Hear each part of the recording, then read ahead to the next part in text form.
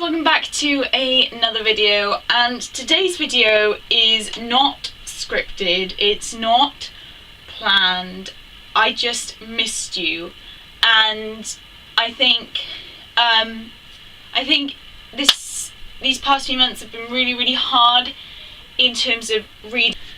I just wanted to turn the camera on and talk to you all about what's been going on. Basically, I'm in my first year of sixth form, so I've got, and I don't mean to say that I'm revising so much and reading has just sort of disappeared because of that. I think I got into so many reading slumps, and it's really easy for me to get into reading slumps, really easy, and I didn't even notice for a while that I wasn't reading until about now, when I realised I've started about 4 or 5 books that I haven't finished, thinking, oh well, this will get me back into reading, and it doesn't, and I'm not exactly understanding, and I'm just missing it. I'm missing talking to you guys about books, I'm missing Instagramming books, I'm missing tweeting about books, I'm just missing being excited over something, because right now A-levels just no. And yeah, I just didn't get it.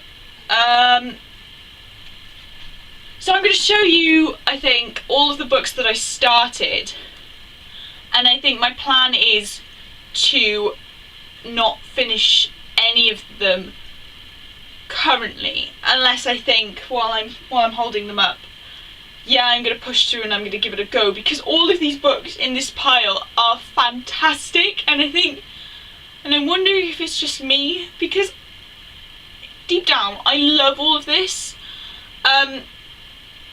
And I'm going to talk to you guys about something that I've been doing as well as A-levels that has meant that I haven't been able to YouTube. But first, let me show you the books that I have been trying to read. So the first book that I've been trying to read is Pride and Prejudice, because and I'm halfway through. I might even just, yeah, like I'm saying, I might even just pick this up now and just read as much as I can, because it is a fantastic book.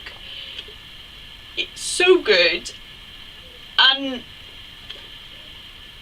I don't understand why I'm not reading it, because I forgot about it for a while, and everyone was like, oh, you gotta read classics, and sometimes I think people have just pushed so much into reading classics when they don't really want to. I mean, this is amazing, but being pushed into it sometimes makes them not as enjoyable as they would be if I just picked it up like I would do a normal book. So I'm actually gonna, as soon as the video ends, I'm gonna get myself a cup of tea and read as much of Pride and Prejudice as I can. So, thanks. And before I even started that, before I started my A-levels, I started reading, I think it was a year ago, The Woman in White, and I'm on page 165, and again, it is such a good book. It's so good, and I don't understand why I'm not finishing anything. This one's about, everyone knows what Pride and Prejudice is about. This one's about this woman who escapes from an asylum, and loads of stuff goes on, and it's like it's all about finding out who she is, and there's a marriage that shouldn't happen that's going to happen, and it's really great. It's really Dickensian, and I love that now after studying Dickens. I think Dickens as well kind of sucked me into this whole world of one book. And I have the audiobook of this, so I might just try and listen to about 20 minutes of the audiobook a day. Listen to it, oh, I don't know, whenever I can. I might just not sleep anymore because I've read 4 books this year, and that sucks. Because oh god, that was ages ago, about a year ago again, I got sent this beautiful copy. I was so privileged to receive this copy of Heartless by Marissa Meyer, and I am stuck here. Again, a fantastic, fantastic book. And I want to finish this one too. I think it's really, really hard. I don't know what's wrong with me.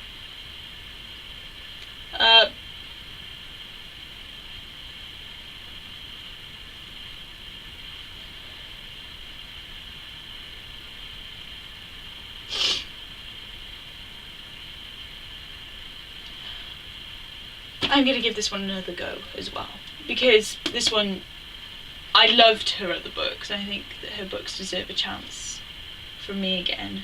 And maybe me just reading and not having pressure on myself to read will help me. I think it's because uni's approaching, you know, and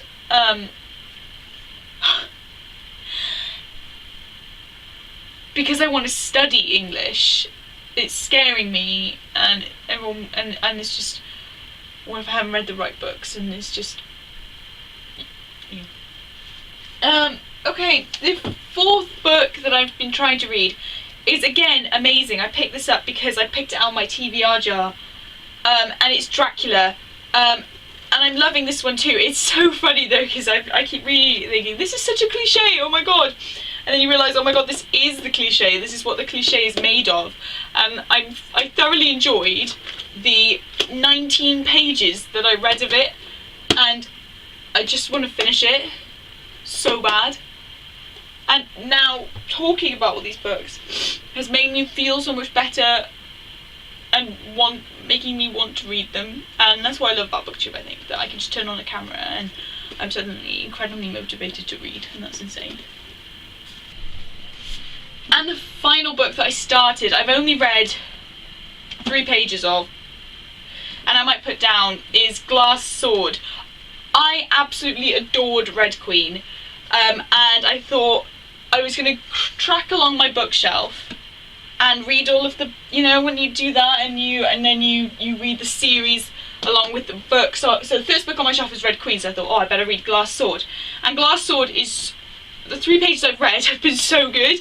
I just don't remember anything of Red Queen, so I think I'm gonna read the other 4 first, then read a synopsis, or yeah, a whole spoilery thing of Red Queen, so I can get back into this, and then I should be caught up with what I'm doing. So those are the 5 books that I started, and I think I'm just gonna pick one at random from those 5 and finish it. Not pressurize myself to finish it, but just read it and enjoy it, because that is basically what it's all about. And the other thing I was talking about that I've been doing is I organised an event called Carnegie Shadowing, and I'm going to link the haul for the books last year, because last year I took part in that event, and last year I was just a small tiny part of it, and then my school librarian was ill, and I found out at Christmas that she would be for the whole year, so I decided to organise this massive thing all by myself, and it was so rewarding. It was insane, and people came, and it was mad, and I made people want to read books, but in that point I took away the reading that I wanted to do myself, because last year I read 7 or 6 of the books out of the 8 on the shortlist, and this year I read none, because it's just really hard to read them all, you know, and organising it was probably one of the best decisions I made in my life, because it allowed me to be so independent, and I'm never going to regret it. I'm never going to regret spending all the school's money. But it was just it was so weird, you know, like to think that last year I was only a tiny part of it and then I organised it. But basically, if you want to see more about it, I'll link my haul from last year where I sort of explain what it's about, and basically I put that together. And I would put some photos up here for you, but unfortunately because it's kids from my school, I can't, because data protection and all that stuff. But I did invite, this is going to look insane, I had Lisa Williamson at my event. She was there and she signed my book, she signed my copy of All About Mia, and she did a massive talk on it, and it made me cry because I was just so excited. I can't wait for holidays because I'm going to read All About Mia. And I also had Sarah Govett there, who's one of my favourite authors ever, and I didn't have a book to sign for Sarah because she's already signed all of the books that I own, but it was just really nice to talk to authors. And I'm writing my own stuff. I completely forgot to say, that's another reason that I'm not reading, is because I'm writing my own stuff. And when I was watching people's YouTube videos and they're like, oh, I'm writing my own stuff so I'm not reading, I keep thinking, no, you can read and write at the same time, and you can't. You can't. So I'm going to take until summer holidays off from writing, I think. But when you want to be a writer, it's really hard because you like ideas just hit you in the face. Like you'll be just sat in a car, in a taxi on the way home from work, which is really weird, and you'll think, oh my god, what are the, how, like I saw 4 people so like at a bus stop, and then you just think, how do they get there, how do they get to the bus stop? Or you think about so many different things that aren't normal, and it's amazing. I love thinking like that, but I just want to get it all down on paper. And I might do NaNoWriMo this year, which I never thought I'd do, but until then I might just read, and reading is going to be the most important thing for me to do until then, because reading was the thing that inspired me in the first place, and I feel like for the past year it's been slipping away from me,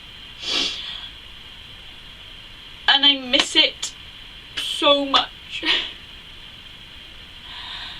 So if you guys have any tips for getting out of reading slumps or enjoying reading, I am taking part in a readathon actually, which I'll do a separate TBR video for, actually thinking about it, so I can just shove myself back into reading. And I'm going to set myself much lower goals, I think, take down my Goodreads reading challenge, and just limit myself to YouTube, Twitter and Instagram for a while until I get back into it. And I've been thinking I'm going to do some I know I keep saying it, I'm going to do some makeup things. Like maybe make a character out of makeup. That would be fab to do, and it'll be really, really fun. So maybe once I finish a book, I'll do a makeup tutorial on it. So if you guys have any characters you want me to create, any tips for me in terms of getting out of a reading slump, or anything you just want to say, I'd be really happy to hear that.